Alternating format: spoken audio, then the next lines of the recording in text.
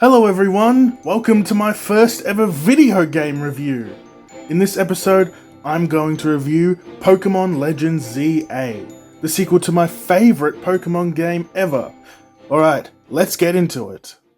Pokémon is a franchise famous for doing two things, being incredibly successful and almost never changing. For nearly 3 decades, the formula stayed mostly intact. New region, new Pokemon, 8 gems, evil team, credits roll. So when Pokémon Legends Arceus arrived and completely rethought how Pokémon battles, exploration, and even the world design would work, expectations were enormous. After Legends Arceus, fans expected evolution, something bigger, broader, and more refined. Instead, Game Freak delivered something really strange. A Pokemon game set almost entirely within one city, built around real-time combat, experimental storytelling, and the return of Mega Evolution. From what I've seen, critics generally liked it, but players, the fan base, has been much more divided. And after spending significant time with it, I think I understand why. Because Pokémon Legends Z-A is simultaneously one of the most exciting Pokémon games ever made, and one of the easiest to criticize. The defining decision of Z-A is its setting. Rather than a full region, like Hisui, the game takes place almost entirely within Lumio City, redesigned as a massive urban ecosystem where humans and Pokémon coexist. Conceptually, this is brilliant. Pokémon has always talked about harmony between people and Pokémon, but rarely showed what that actually looks like in a day-to-day. Some of this got explored in the Detective Pikachu movie, but in the games this is rather an untouched subject. Here, parks become habitats, rooftops become traversal routes, and districts feel like ecosystems rather than routes connecting gyms. Side quests focus on relationships, like helping citizens understand Pokemon behavior, or resolving conflicts, and building trust between species. This is one of the few Pokemon games where I actually bothered to do side quests. I don't even do side quests in Zelda, and those are some of the most iconic parts of the games. But here, I don't know why, but I was just so in love with the game and its setting and story that I did them anyway. I don't even know why. Maybe it's because for the first time, the world feels socially grounded, but ambition and execution doesn't always align. Despite its scale, Lumiose can feel oddly empty. NPC routines are limited, exteriors repeat really frequently, and some areas look important without actually serving any gameplay purpose. It's like walking through a shoddily built movie set where half the actors didn't even show up. The idea is fantastic, but the immersion and execution, it just struggles to keep up. Now let's talk about the biggest change, and arguably the most important one Pokemon has made in decades. Battles are now in real time. Instead of selecting moves turn by turn, Pokemon fight dynamically. Moves have cooldown timers, and positioning really matters. You dodge attacks manually like in Legends Arceus. Trainers can be hit during combat as well. Distance and movement influence the strategy. And honestly, the first few hours feel incredible.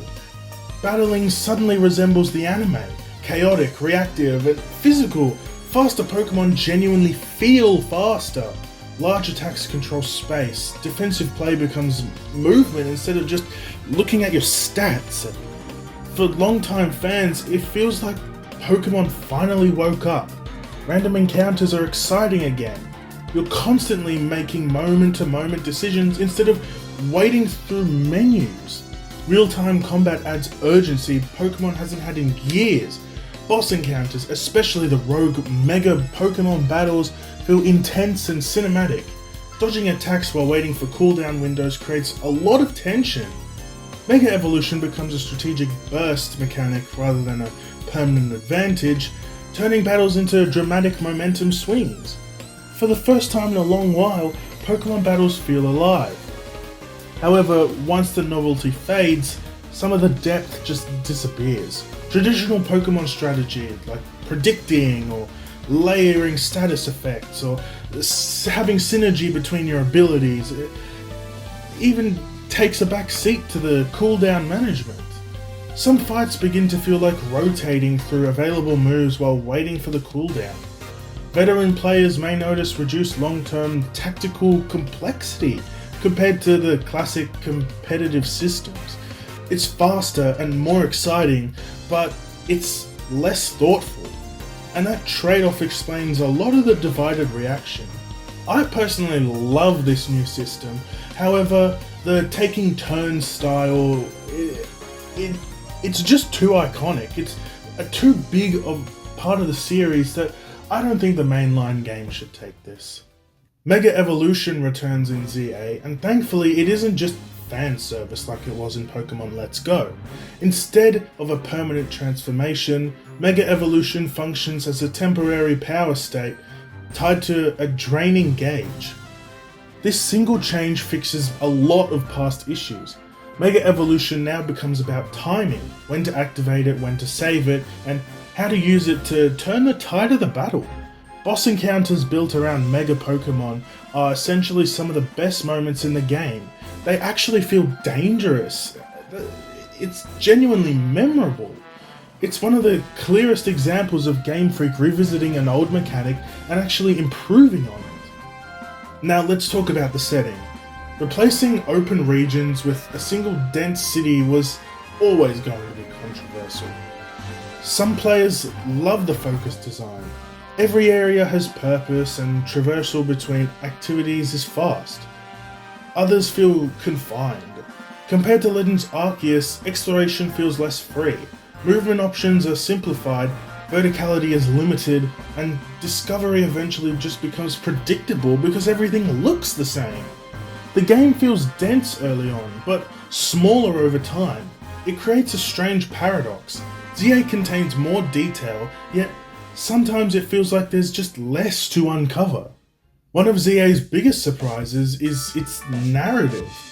Rather than a traditional evil team storyline, the game explores themes of urban growth, coexistence, and responsibility towards Pokemon habitats. These things have been explored in recent games, like Team Star was different in Pokemon Scarlet and Violet. Pokemon Legends Arceus didn't even have an evil team. This game follows in that sort of style. Characters receive more development than typical Pokemon entries, with clearer motivations and emotional arcs. Several story moments attach genuine dramatic weight, something Pokemon rarely commits to.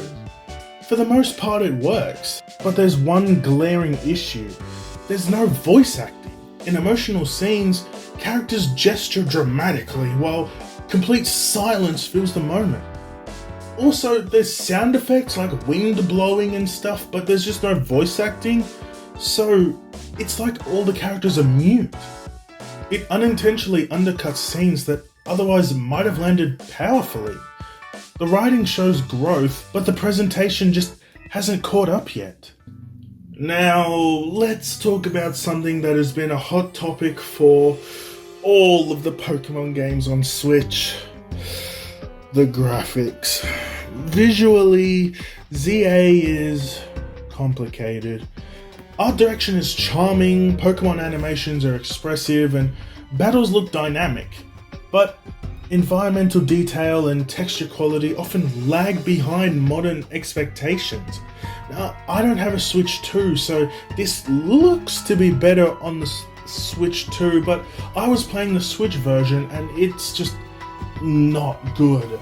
I was playing on my Xbox for a lot of last year, and then switching over to my Switch to play this game, it was just such a jarring contrast. So many games look amazing on the Switch, but Pokemon, I just don't understand. The city sometimes feels sterile despite its scale. This became one of the biggest community criticisms and a major factor behind lower user scores compared to critic reviews. It's not ugly, it just doesn't look as polished as its ambition deserves. Pokemon continues to feel creatively forward, but it's just technically behind. Let's just take a quick break from the game here and talk about the community reception. ZA might be one of the most polarizing Pokemon releases in years. Critics largely viewed it as experimentation, a bold step forward. Players judged it as a sequel to Legends Arceus though, and those expectations clash. Online discussions revealed two dominant reactions. Group 1, this is the most fun I've had with Pokemon in years. Group 2, this feels more unfinished and smaller than it should be. Many players agree on one thing. The game is fun, but frustratingly close to pure greatness. Some love the faster battles and storytelling focus. Others dislike the long dialogue sequences, the limited exploration, or reduced strategic depth. ZA doesn't fail because it lacks ideas, it divides people because its ideas don't fully land for everyone. However, there is one near universal positive: the soundtrack. Urban remixes, battle themes, and atmospheric tracks consistently elevate the experience and give Lumiose a unique identity. Sound design during battles especially enhances the real-time system, adding impact and urgency. There is one thing though: the Lumiose City theme. My god, it plays on a loop for the entire game! By the end of it, I wanted to throw my Switch out of a window! The song is so short too. I think it's only about 2.5 minutes long, and you are in this city for the entire game. Now obviously it stops for some bits and the night theme is different, but that day theme, it's a beautiful rendition of Lumiose City that gets ruined by its complete overuse in the game. My god! But taking away that one track, ironically, audio might be the strongest part of the presentation of this game, which makes the lack of voice acting stand out even more. When I finished playing this game, I had one important takeaway. Pokémon Legends Z-A feels like a prototype. Real-time combat fundamentally changes how Pokémon can evolve going forward. The narrative ambition is increasing. The world design is experimenting. Game Freak is clearly searching for Pokemon's next identity, and honestly, that matters more than perfection, because Pokemon's biggest danger has never been failure, it's stagnation. Pokemon Legends Z-A is messy, it's uneven, and occasionally frustrating, but also bold, creative, and genuinely exciting. It succeeds by trying things Pokemon hasn't dared to attempt in decades. It does a lot of things well, has energetic real-time combat, meaningful mega evolution, stronger character writing, fresh structural ideas, and just a really fun gameplay loop. But where it struggles, it's inconsistent visuals, it's reduced strategic depth in its battling, confined exploration, and missing the polish in the presentation. ZA isn't Pokemon perfected, it's Pokemon evolving, and like any evolution, it's a little awkward in the middle stage. Keeping all that in mind, I give the game a 6 out of 10. Pokemon Legends Z-A isn't the future of Pokemon, but it feels like the first honest attempt to find it. And after years of safe iterations, predictable structures, and cautious design, watching Pokemon experiment again, even imperfectly, is surprisingly exciting. Because sometimes progress doesn't look like a flawless final evolution, there's a Pokemon pun there. Sometimes it looks like a risky new form, still figuring itself out. And honestly, that might be exactly what Pokemon needed. But what do you think? Do you like Pokemon Legends Z-A, or do you think it's just another lazy Pokemon game made to pad out Nintendo's game schedule?